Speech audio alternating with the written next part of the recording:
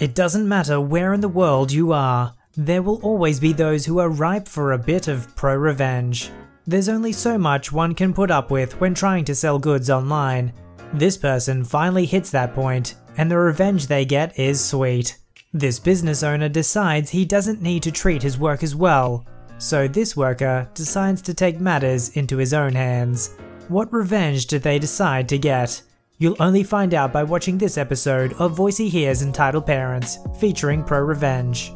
This story was called Win My Auction and Not Pay? Oh, trust me, you're going to pay. I make art as a hobby, metal sculptures. I only sell them when I need a bit of money for something. I had a holiday coming up, so I listed one here on TradeMe, an auction site, for a $1 reserve. The auction lasted 10 days, and the piece got quite a bit of interest in that time, with lots of people adding it to their watch list and bidding on it. It ended up selling for a bit over $500. Perfect. I contacted the winner with my bank details and asked for their delivery address. No reply. Email again. Nothing. I look into his profile a bit, and sure enough, he doesn't follow through on half the things he buys. Fair few grumpy feedbacks from other sellers. He's a complete time waster. I've already had to pay for a listing fee, advertising fee, and $40 success fee. I'll eventually get this back, but I'm still annoyed. And being in limbo on a deal sucks. You kind of expect the money, and kind of don't at the same time. Got me raging. I Google his email. Nothing. I check if he has any listings for sale. He doesn't at the moment. Besides giving him bad feedback, there's not really much else I can do right now. I add him as a favorite seller. This way, next time he lists something, I'll get emailed about it, but he never does. About a year later, after I'd forgotten all about it, I get a bunch of emails from TradeMe telling me Time Waster has new listings. Seems Time Waster is packing up shop and moving to Australia. Seems everything's got to go, mate. Ironically, his listings state that everything must be picked up by the end of August as I'm moving to Australia. No time wasters. He's got listings for a car, motorcycle, tools, a welder, some furniture, rims, and a bunch of other stuff. I give his feedback another quick look to see if he's changed his ways. He hasn't. Over the following week, I research what a good price would be for everything he lists. I share all his listings with my friends and get them to add his listings to their watch list, so he thinks they are popular. I instruct them to go on a bidding war with me on each item, up to a certain amount, but no further. I win all of his auctions using a bunch of false accounts. Lucky guy gets top dollar for everything. I reply all the auction winning email confirmations from the various accounts, arranging different pickup times for the goods, agreeing to pay cash on pickup for everything. As the week goes on, I cancel, reschedule, rain check, and delay every pickup, bearing in mind I'm pretending to be a different person for each item from different SIM cards. On the day I arranged to pick up the car, it had been agreed previously that he could continue to use his car up until 2 days before leaving for Australia, because I'm a nice guy like that. I text him that I'm on my way to see you at 1. I was late, of course. Nearly there, mate. See you soon. Half an hour later, 5 minutes away. 20 minutes later, I'm here, where are ya? Ignored the text messages and waited for the call. Where are ya? Annoying, isn't it? What do you mean? You know, having someone bid on your auction with no intention of buying it. Are you freaking kidding? No, I remember being quite annoyed when you did it to me. Who? When? I'll let you figure that one out. Click. Over the next few hours, I called him as the welder buyer. Annoying, isn't it? The motorbike buyer. Annoying, isn't it? Outdoor furniture buyer. Annoying, isn't it? All of them. To top it off, I gave him positive feedback on everything I bought, saying he was a top trader, A+++. Easy pickup, good communication. In the coming weeks, I was contacted by TradeMe regarding his dispute. He was wanting to get the success fees back, over $500 altogether, I'd guess. I responded to each one of those with the fact that I had already paid and picked it up, and and was happy with the item. Not sure if he got all those success fees back, but I very much doubt it. If there's one characteristic that this guy has, it's commitment. If most people get ripped off by someone or a business, of course they're going to be annoyed, but most people weigh up how annoyed they are with the inconvenience of then doing something about it, and most people tend not to bother. This dude holds out for an entire year until the perfect moment. He's basically listing everything as he's about to travel overseas. He even had the good conscience to check his reviews, see if he's changed his behavior or not. From everyone who's had to deal with time wasters on those marketplace websites, we salute you. This story was called Boss Cancels Christmas Party So He Can Buy a Motorcycle. So this happened when I worked at a big name auto parts store, and our store was one of 8 franchises under a family name. The main owner owned 6 of the 8, and I had the displeasure of working at one of the 2 his son owned. Our owner was cheap.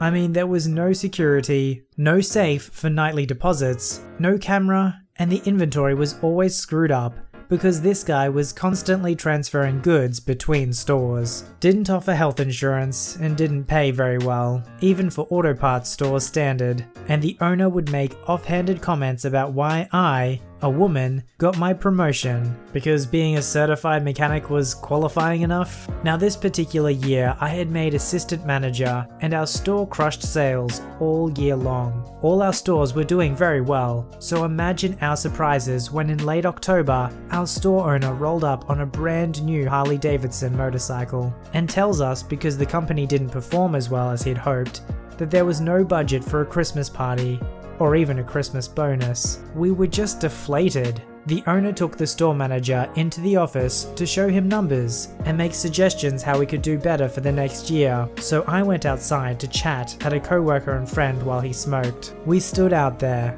angrily glaring at this motorcycle, when suddenly I got an idea and gleefully informed my friend of my intentions. In the back was a bottle of motor oil that had broken towards the top and was unsellable, and like I said, our inventory was a mess, so it wasn't even documented in the computer being down a bottle. So I grabbed it up, took it outside while my buddy played lookout, and dribbled some oil around the crankcase of the bike, and then poured a large puddle onto the ground just below the crankcase and hurried back to the back door where my buddy stood to watch the fireworks. The owner left the store, gets out to his precious motorcycle, and sees the oil, and went from 1 to global meltdown in 5 seconds flat. He went right into screaming at thin air about his brand new bike, then got his phone out and proceeded to call the Harley dealership, and we could hear him lose his crap at the poor sucker on the other line, calling this poor soul every name in the book, and even some he made up on the spot, as if it was this person who assembled his bike at the factory. He kept this guy on the phone, yelling and complaining the entire time he waited for the tow truck. The tow truck gets there, and as the driver is mounting the bike on his specialized lift, our store owner is screaming at him about how he can't believe he spent X amount of dollars for a motorcycle that breaks down after a week of ownership. I felt kinda bad for the treatment these poor people received. Working in shops, I know it's never fun when the vehicle owner wants to blame you for their breakdown. Well, a week passes and I came into work, almost forgetting about the shenanigans we pulled, when I see my manager hang up the phone and he's laughing his butt off. Turns out he knew the shop manager at the Harley dealership our owner bought his bike at. Apparently, our owner got to the Harley dealership shop, threw his keys at the service manager on duty, called him a bunch of names, and stormed out. My manager told me his buddy saw some oil on the chrome and crankcase, but after washing it down, they found there were no leaks, and when he called the owner and informed him of such, he declared he was wrong, even though this service manager was a Harley Davidson certified tech, and that the engine be torn down and inspected. Dude told my owner that there was nothing wrong, and with the amount of oil that the owner claimed to have been spilled, the level would have been low, and the oil level was dead nuts on. Well, due to his crappy behavior, the owner was charged for everything. The tow truck hookup and mileage, which was 38 miles from our store, and a diagnostic fee. My manager knew I had something to do with the prank, but never said anything, because he hated his job there, and the owner, as much as I did. Even better, a few months after I left that job, I get a call from the local PD saying the store had been robbed the night before, and he was touching base with all employees, current and past. I laughed and told the cop that there was no security, and more than likely the back door was left slightly propped, and the thief was able to stroll through and take all the cash that sat at the office desk drawer, and goodness knows what tools, seeing how the inventory was never correct. The officer laughed and told me due to the lack of protection, he wasn't going to invest a ton of time on the case, but also suspected it was an inside job, but there would be no way to prove it with no cameras, security system, or even decent locks on the doors. You'd think that security would be the #1 investment a business would make, considering it could be one of your biggest liabilities. In this story, as in many I suppose, I don't think the person getting the revenge imagined it would go as far as it did. They probably saw it as just a small prank that would scare the boss, because if he did just the smallest check himself, he would have seen that it wasn't actually broken. But when one thing leads to another, you can imagine it's pretty easy to just sit back and enjoy the show. Imagine being there witnessing the owner, where in his mind it changes in an instant from completely justified and outraged to completely foolish that nothing was wrong with his motorbike. This fan-submitted story was called My First Post About an Entitled Parent, aka the moment I realized my grandmother's real personality, and many are more to come. So I'm gonna start with one of the things that affected me the most in my life. Well, English might not be your first language, but I had to Google what orthographic means, so I think you're doing alright. EGM is evil grandmother, BME, best mum ever, and me is me. My family from my dad's side has always been very entitled, but it took a long time for me to notice, because when I was a kid, they treated me like a princess, as I was the first grandchild, and I only started to notice that they were like that when they said really bad things about my mum. I love my mother more than anything.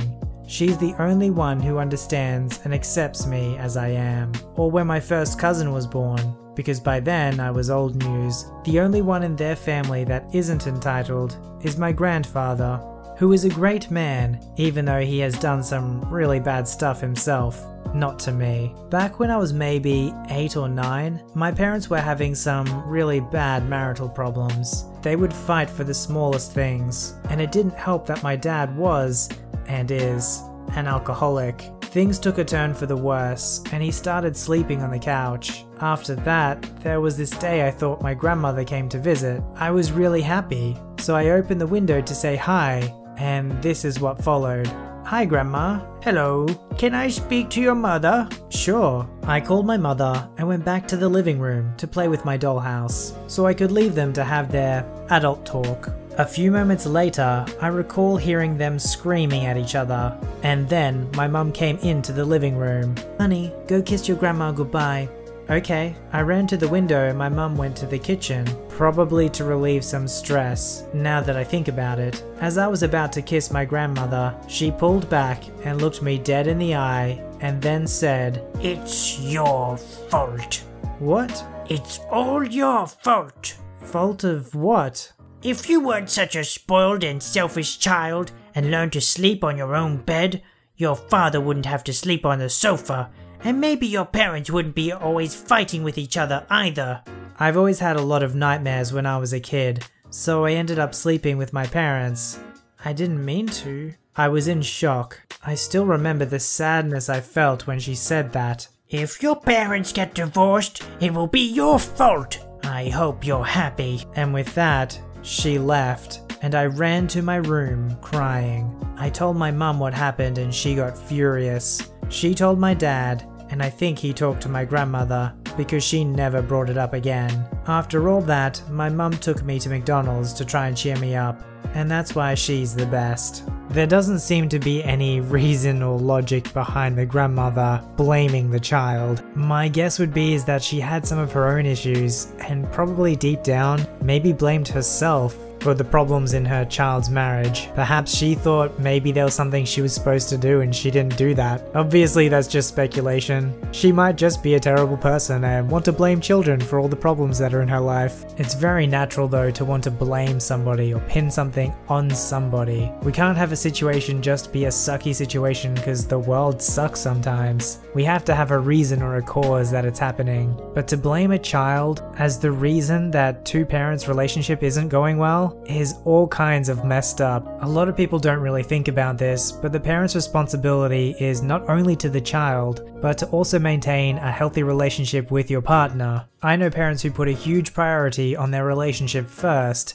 and that actually makes the job of raising children that much easier for them. I know not every family situation is as simple as that, but I do think it's something to strive for. If you'd like your story to be narrated by me, don't forget to visit the subreddit r/VoiceyHere, link below. Don't forget to like this video and subscribe if you'd like to see more. Alright, I'll see you in the next one.